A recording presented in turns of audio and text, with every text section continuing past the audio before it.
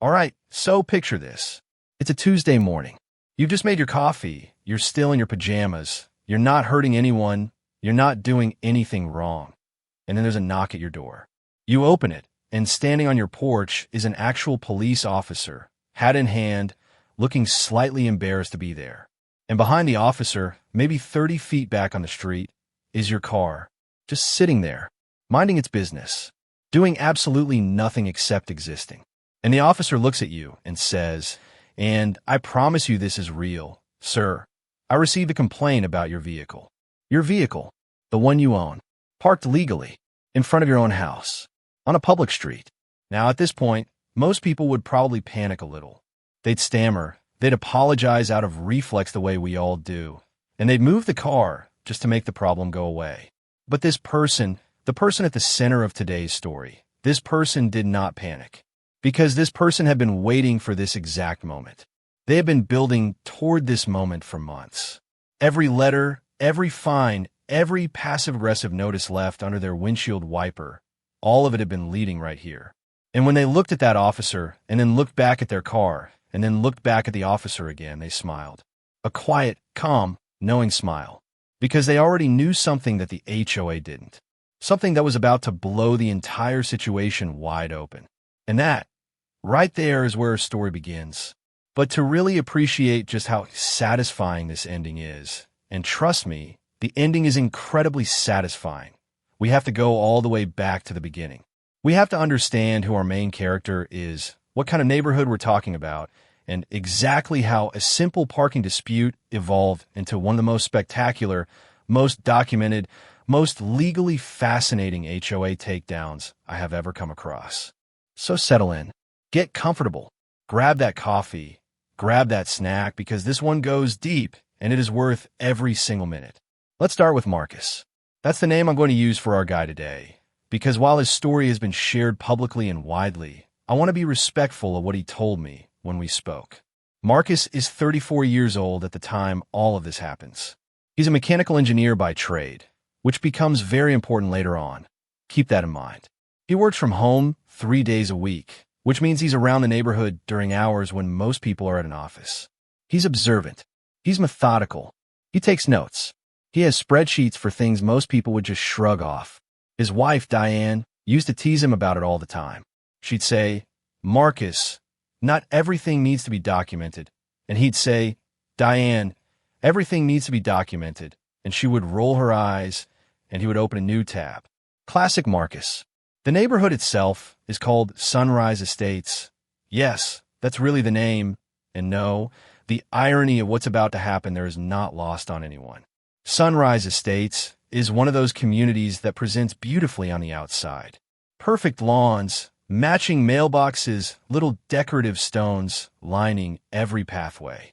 Hat agovan, obioli, the kind of place where you pull into the neighborhood, and there's a little stone sign with the community name carved into it and flowers planted around the base, and it looks lovely. And then 6 months after you move and you discover that those flowers are the subject of a 47 email chain about which shade of purple is regulation compliant. That kind of neighborhood. Marcus and Diane moved into Sunrise Estates about 3 years before any of this drama begins. They love the area. Good schools for their 2 kids, close to Marcus's parents, nice hiking trails nearby. The house itself was perfect. They'd done their research. They'd read the HOA documents, or at least Marcus had read the HOA documents, because of course he had, because spreadsheets, and everything seemed fine. For 2 years, it really was fine. A few minor interactions with the HOA board, nothing dramatic, nothing hostile. Just the usual gentle reminders that would come around about keeping trash cans out of sight and not leaving holiday decorations up past a certain date.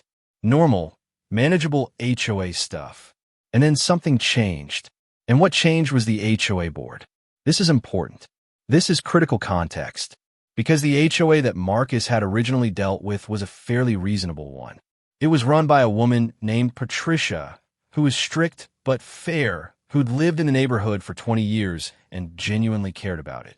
Patricia retired from the board in the spring, moved to be closer to her grandkids in Florida. Nice lady, truly.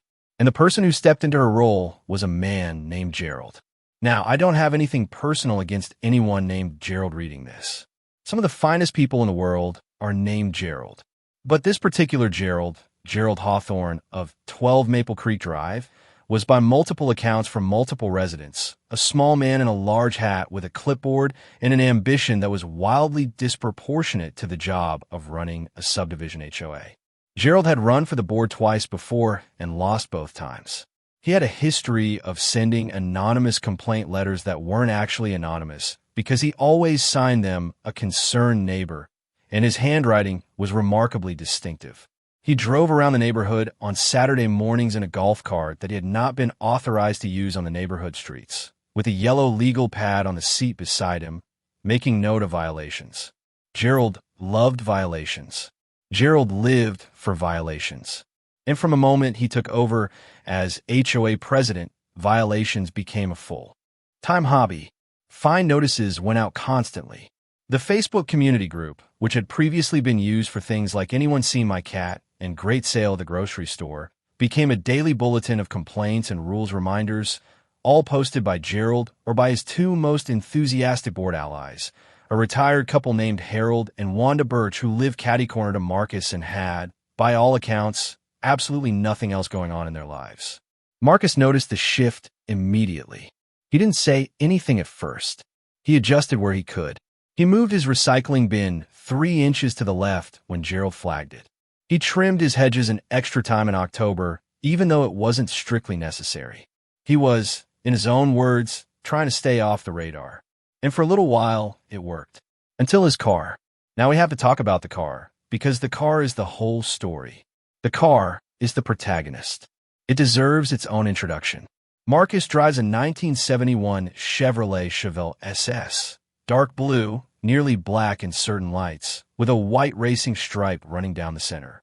It was his father's car originally. His dad had bought it new off the lot as a young man and spent the next 30 years restoring it, maintaining it, loving it the way some people love their children.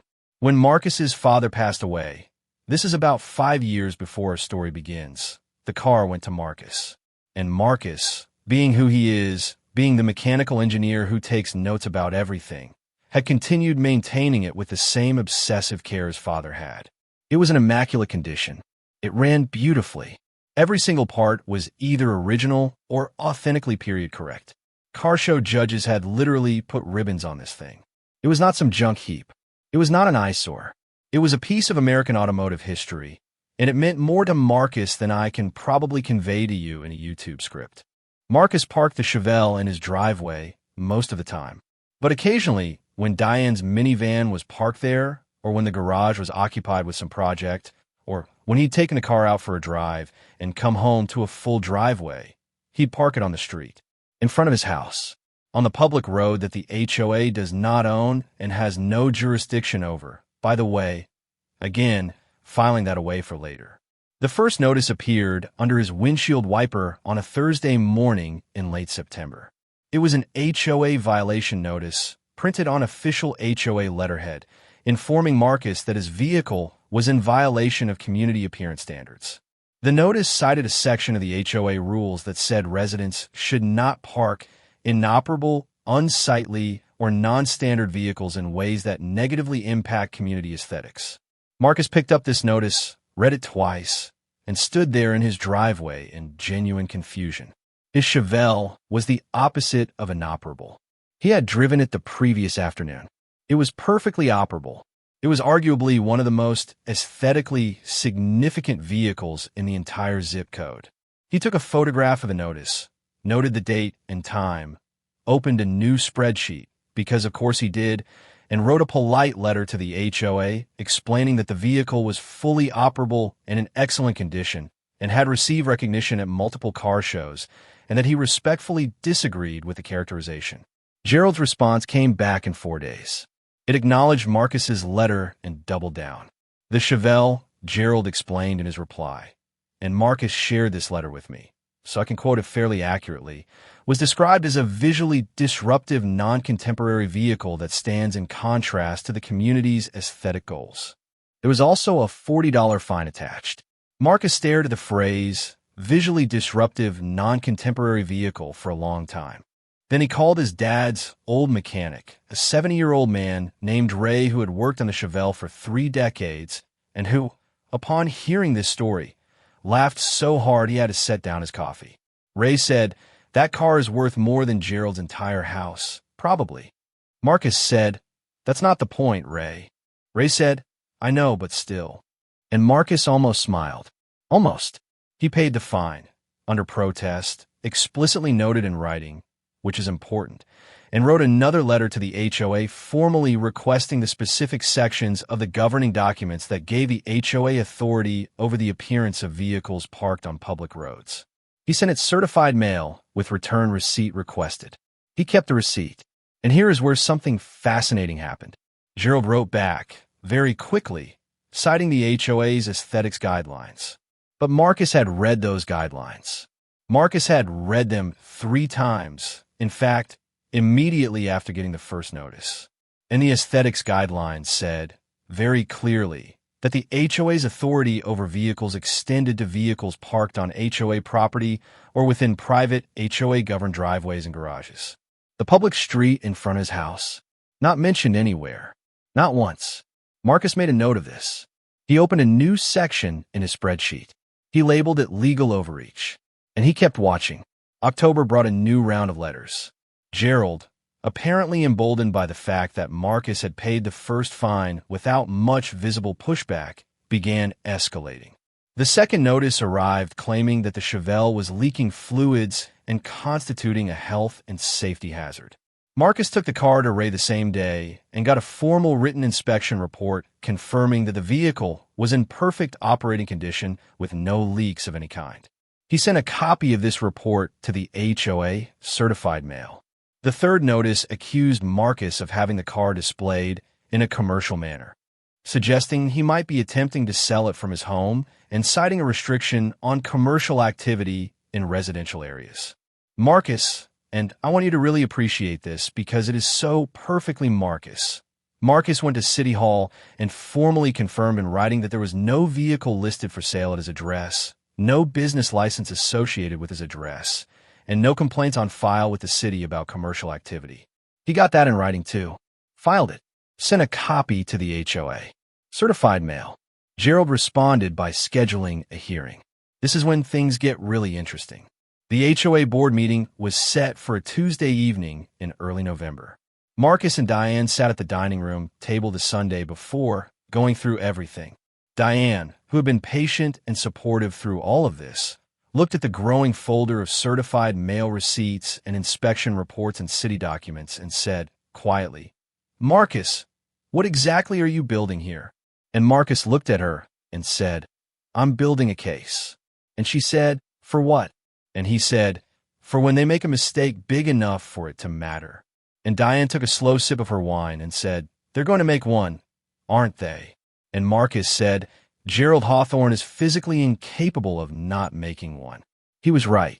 The HOA hearing was held in the community center, which is a generous term for a small beige room with folding chairs and a projector screen that never got installed straight. Marcus arrived early. He brought a 3-ring binder. He sat down in the front row. Gerald looked at the binder and looked at Marcus and looked back at the binder with an expression that Marcus later described as a man who has just heard a noise in his basement. Harold and Wanda Birch were there, sitting behind the folding table with Gerald. There were maybe 12 other residents in the room, most of them curious, a few of them sympathetic to Marcus. He'd heard through the neighborhood grapevine that he wasn't the only one who'd been dealing with increased enforcement under Gerald's regime. Gerald called the meeting to order and, after a few formalities, got to the matter of Marcus's vehicle. He presented it as though he were a prosecutor before a grand jury, which honestly made the whole thing feel more absurd than it already was. He said, and again, Marcus has the transcript because someone in the audience was recording on their phone. He said, "The vehicle in question presents a clear violation of Section 7 of the Community Aesthetic Guidelines, and the board has determined that the owner must either store the vehicle in the garage at all times or remove it from the property." Remove it from the property. His father's car. From his property.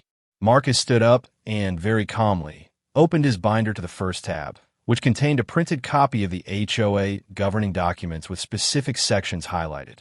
He read aloud the relevant passages demonstrating that the HOA's aesthetic guidelines applied only to HOA-maintained property and private driveways. He then turned to the second tab, which contained the certified letter from the city confirming no commercial activity at his address. The third tab held Ray's inspection report. The fourth tab was something new, a letter from an attorney that Marcus had quietly consulted the week before, which outlined, in clear and unambiguous legal language, that any fines assessed for a vehicle legally parked on a public roadway would constitute an unauthorized monetary claim and potentially expose the HOA to civil liability. The room got very quiet. Harold Birch leaned over and whispered something to Gerald. Wanda Birch was looking at the table. Gerald, to his credit, maintained his composure, but there was something behind his eyes, a recalculation happening, a hastily revised plan of attack forming. He told Marcus that the board would take his materials under advisement and adjourn the meeting. Marcus left. He was careful not to smile in the room. He waited until he got to his car. Yes, the Chevelle, which he had driven to the meeting specifically for the effect of it, and then he sat in the driver's seat and allowed himself a long exhale and the smallest, most private smile. He thought it was over. He genuinely believed he had made his point clearly enough, legally enough, and firmly enough that Gerald would back down and find someone else to harass. He believed this for approximately 3 weeks. Then the cops showed up. Let me walk you through the morning of the cop visit in real detail, because this is the pivot point of the entire story and every piece of it matters. It's a Tuesday, mid-morning, early December. Marcus is working from home, in his home office, on an engineering project. The Chevelle is parked on the street in front of his house because Diane had taken the kids to school in the minivan and then gone to run errands, so the driveway was occupied by his truck, which he uses for hauling materials for various home projects. The Chevelle is parked legally, within legal street parking distance from the curb, facing the correct direction, with a current registration and valid plates. It has been there for about an hour. Marcus hears a knock at the door. He opens it, and there's a police officer, young guy, mid-20s, looking genuinely uncomfortable about why he is there. And the officer introduces himself and says he received a complaint from a community member about a vehicle that may be abandoned or in violation of city codes. He gestures toward the Chevelle. Marcus does not say anything for a moment. He looks at the Chevelle. He looks at the officer. A very, very specific part of his brain, the part that had been maintaining a spreadsheet labeled legal overreach for the past 2 months, begins to vibrate with something between amusement and satisfaction. He says calmly, "Officer, can I ask who filed the complaint?" The officer says he's not at liberty to share that specifically, but that it came through the non-emergency line as a concern about a potentially abandoned vehicle. Marcus nods slowly. He says, "Would you like to see the registration and current inspection?" The officer says, "Yes, that would be helpful." Marcus says, "One moment," and goes back inside. He comes back out not just with a registration and insurance card, but with a sealed plastic folder, the kind engineers use for keeping documents clean at job sites, containing the registration, the current inspection certificate, the insurance documentation, Ray's mechanical inspection report, the HOA correspondence file, the attorney's letter, a printed copy of the relevant city codes on street parking, and, just for kicks, 3 photographs of the car winning ribbons at car shows, one of which included the date stamp showing the car had been at a car show precisely 11 days earlier, thus making the abandoned vehicle claim particularly rich. The officer looked at this folder for a moment. Then he looked at Marcus. Then he looked at the folder again. He said, "Sir, have you had prior issues with someone reporting this vehicle?" Marcus said, "Officer, I have a 50-page binder, and I'm prepared to walk you through it if you have the time." The officer, and Marcus said he seemed like a genuinely decent guy, just doing his job. The officer held up one hand gently and said, "That won't be necessary." He looked at the car, which again is a pristine 1971 Chevelle SS that is objectively beautiful. He walked around it once. He came back. He said, "Sir, your vehicle is legally parked. It is clearly not abandoned, and I'm going to note in my report that the complaint was unsubstantiated." Then he paused, and he said, quietly, almost like he was talking to himself, "That's actually a really nice car." Marcus said, "It was my father's." The officer nodded. There was a small human moment right there, in the middle of all this absurdity. Then the officer said, "You might want to look into how you can officially document ongoing harassment through the city." He didn't elaborate. He got back in his car and left. Marcus stood on his porch for a minute. Then he went inside, opened his laptop, and made a note. December 9th, police called on vehicle. Complaint unsubstantiated per officer on scene. Officer suggested official harassment documentation channel. And then, because he was Marcus, he made the font red, which was the only time a red font appeared in the entire spreadsheet. That's how you knew it was serious. But here's the thing. Here's the twist inside the twist that I told you was coming. While Marcus had been standing at the door talking to the officer, his neighbor across the street, a retired schoolteacher named Beverly who had lived in Sunrise Estates since the neighborhood was built, Beverly had been watching from her window. Beverly was 71 years old, had the eyesight of a hawk, the memory of an elephant, and the moral outrage capacity of someone who had spent 34 years managing classrooms of 8-year-olds. Beverly did not like Gerald. Beverly had not liked Gerald since the incident of the previous April in which Gerald had sent a violation notice to Beverly's daughter, who was visiting for Easter, because her car was parked in the street with an out-of-state license plate, and Gerald had decided this warranted investigation. Beverly had been watching the street that morning, and Beverly had seen something that Marcus had not seen, because Marcus had been inside working when it happened. Beverly had seen Gerald Hawthorne, in his golf cart, which he still drove around the neighborhood without authorization, stop in front of Marcus's Chevelle. She had seen Gerald take out his phone. She had seen Gerald take multiple photographs of the Chevelle. And she had seen Gerald make a phone call immediately afterward. Beverly knocked on Marcus's door about 20 minutes after the police officer left. She told him what she had seen. She was precise about the time because, as she explained to Marcus, she had been watching the clock because she had a medication to take at 10 a.m. and Gerald had driven past her window at 10:03. She had her medication log right there in her hand as she said it because Beverly also kept records and Marcus felt a kinship with her that he had never felt before. He asked her if she would be willing to write down what she had seen with the times in a signed statement. Beverly said, "Honey, I'll have it notarized." And she did. Notarized and everything. Beverly's signed, notarized statement said that at approximately 10:03 a.m. on December 9th, Gerald Hawthorne had been observed stopping in his golf cart to photograph a vehicle parked on the public road and had made a phone call immediately afterward. The police had been called at 10:11 a.m., according to the dispatch record, which Marcus subsequently obtained through a public records request. Another item for the binder, filed under a new tab he labeled, with obvious satisfaction, evidence. Now, filing a false police report, or even a maliciously frivolous one, is a thing that has legal consequences.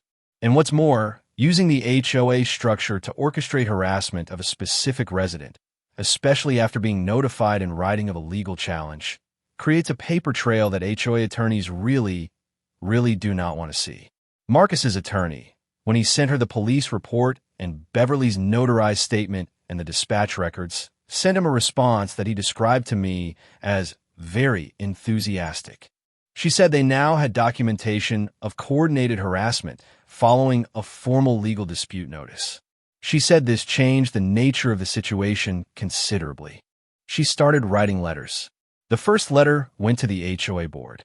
It outlined every interaction between Marcus and the HOA dating back to the first violation notice, presented the police incident as part of a pattern of targeted harassment, cited specific statutes, and demanded cessation of all fines, a written apology, and the return of all fines paid under protest. It also stated clearly that if this were not resolved within 30 days, her client was prepared to pursue all available legal remedies, including but not limited to civil litigation. The second letter went directly to the HOA's insurance carrier, because HOA boards have liability insurance, and insurance companies absolutely do not love hearing about potential civil litigation arising from documented harassment. This is not something most residents think to do, by the way. This is a chess move, and Marcus's attorney knew it, and Marcus, having been taught the game at this point, appreciated it enormously.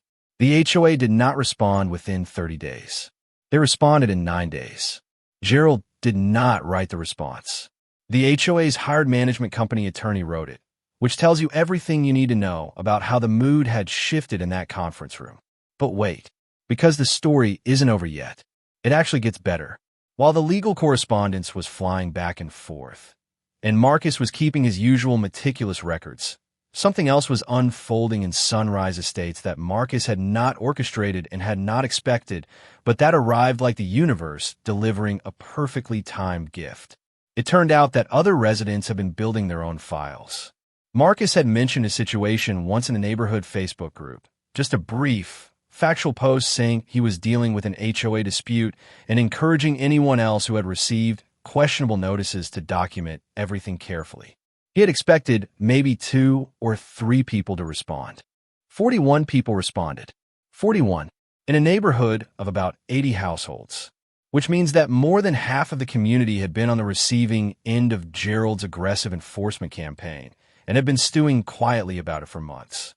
Among them were a young couple who had received a noise violation for playing music at a dinner party at 7 p.m. on a Saturday, which is hours before any municipal noise ordinance kicks in.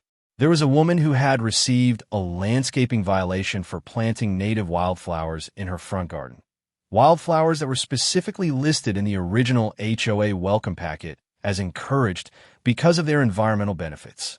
There was a retired veteran who had received a flag ordinance violation for displaying an American flag on his front porch, which is actually protected by federal law and something the HOA had absolutely no authority to regulate. That one, in particular, made Marcus's attorney very interested.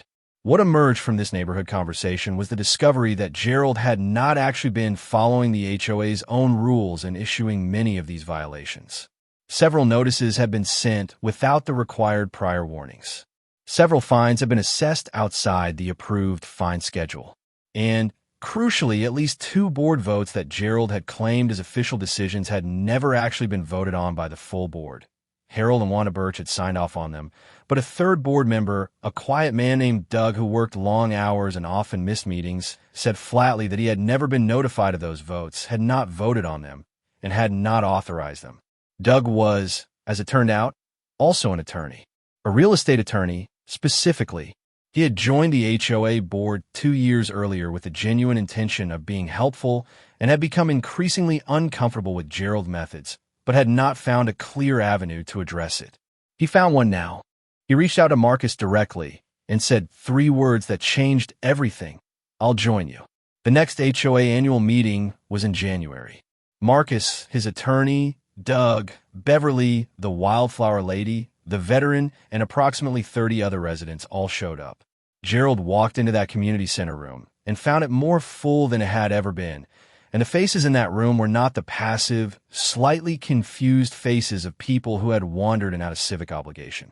These are people with folders, people with binders, people with printed timelines and legal citations, and, in Beverly's case, a color-coded chart that she had made on a poster board and propped up on a chair in the front row. Beverly had come to win. I won't walk you through every moment of that meeting because it would genuinely take another hour, but here are the highlights. Doug moved to open a formal review of all violation notices issued in the past 12 months. The motion passed. Marcus's attorney presented a summary of Gerald's unauthorized enforcement actions. The management company's representative, who was present at the meeting, began taking very rapid notes. Gerald attempted to speak over several presenters and was repeatedly called to order by Doug, who was the only other officer with standing to do so and who was clearly enjoying himself. Harold Birch tried to second every motion Gerald made and was informed that as a board member, he could not second motions he co-authored. Wanda Birch stopped participating about 40 minutes in and just sat very still with the expression of someone who has realized they are on the wrong side of history. The meeting ended with a vote to conduct a full financial and procedural audit of HOA actions under Gerald's leadership. The vote was 31-4.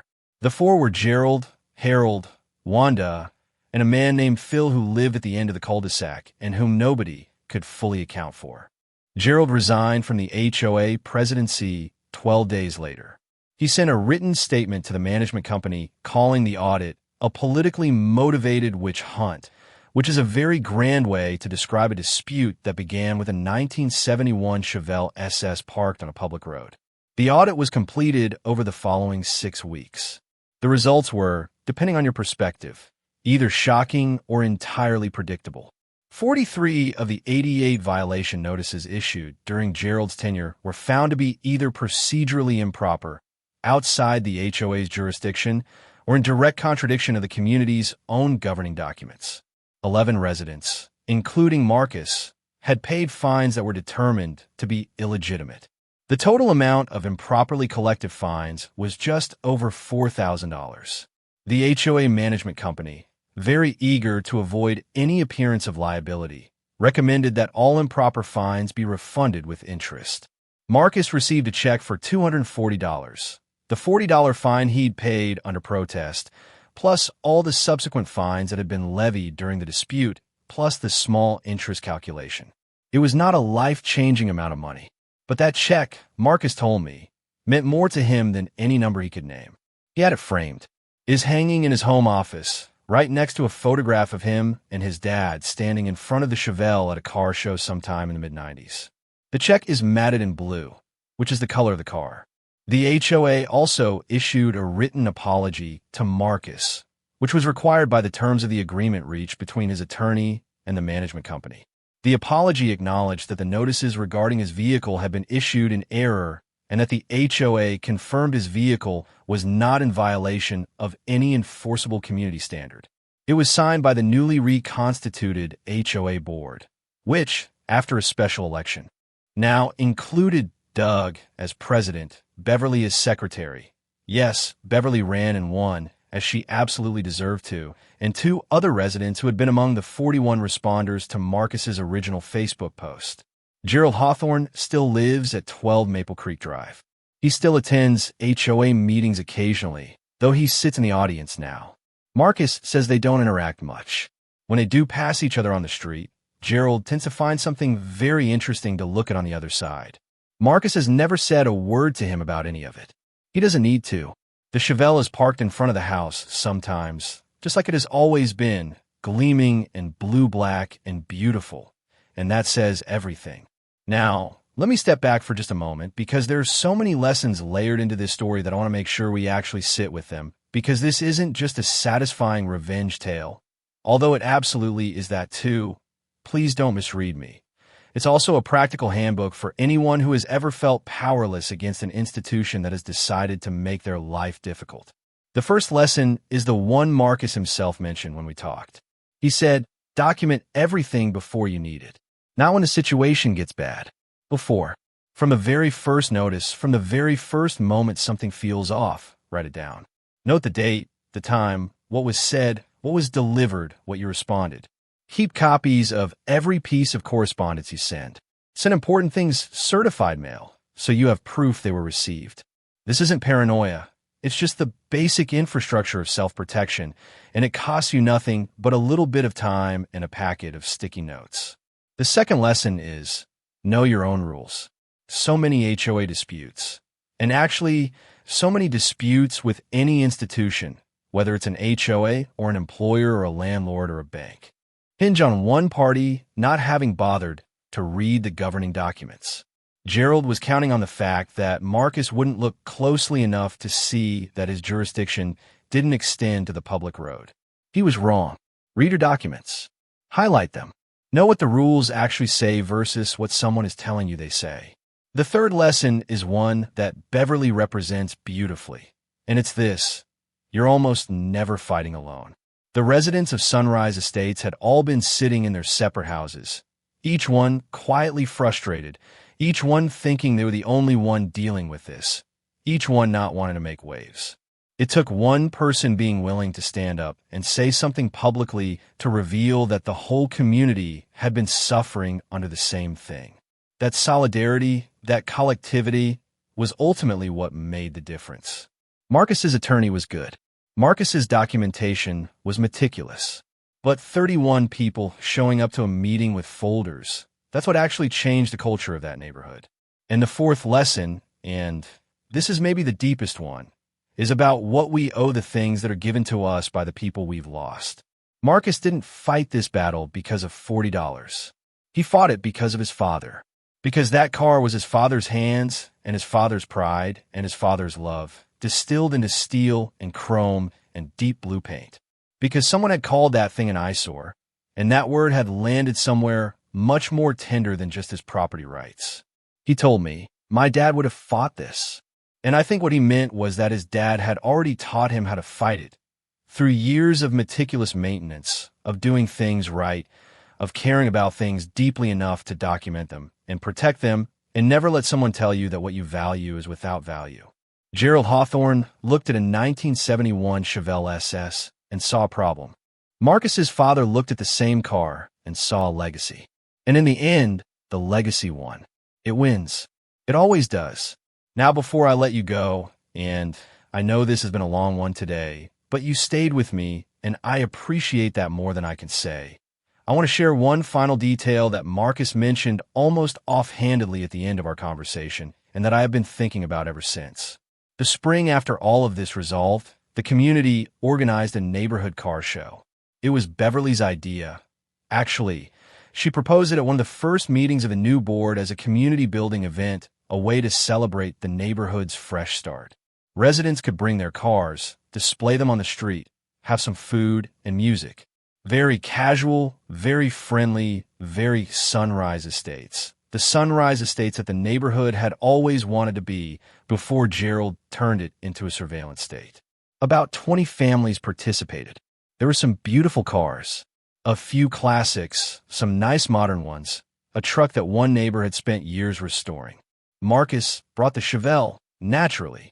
He had detailed it the day before, and it sat at the end of the street in the afternoon light, looking like something out of a dream. Deep blue, white stripe, chrome catching the sun. And someone came up to him at the show. An older man, someone Marcus vaguely knew by sight, but had never spoken to at length. The man said he had lived in Sunrise Estates for about 15 years. He said he'd watched the whole situation unfold from a distance and hadn't gotten involved, hadn't been brave enough, he said. And he stood there looking at the Chevelle for a moment, and then he said, "My father drove one of these. Same year, different color. I've been thinking about it all morning." He paused, and he said, "Thank you for keeping it." Marcus didn't say anything right away. He just nodded, and then he offered the man a walk around, pointing out the details his dad had been particularly proud of. The engine, the original interior, the way the stripe was painted just slightly differently from the factory spec because his dad had wanted it that way. The two of them stood there for probably 20 minutes, talking about fathers and cars, and the things we inherit and the things we fight to keep. Gerald was not at the car show. The Chevelle still lives on Maple Creek Drive. It parks wherever it pleases. And every once in a while, when the light is right and the windows of Gerald's house are dark, Marcus takes it for an evening drive. Windows down, engine growling low and smooth, the deep blue of it moving through the streets of Sunrise Estates like something that was always meant to be there. Because it was. Because it is. Because some things are worth fighting for. And some fights you win not just for yourself, but for everyone who ever had something beautiful that someone small tried to take away. That's the story of Marcus and his Chevelle and the HOA that called the cops and regretted it. Deeply and completely, and probably every single time they hear that engine coming down the street. Thank you for watching. If this story hit you in a place you weren't expecting, leave in the comments. Share this with someone who's fighting their own version of Gerald right now. And if you have an HOA story, I know you do, somebody watching this has a story, drop it below because we may just be doing part 2. Don't forget to subscribe, because we've got more of these coming, and some of them are even wilder than this one.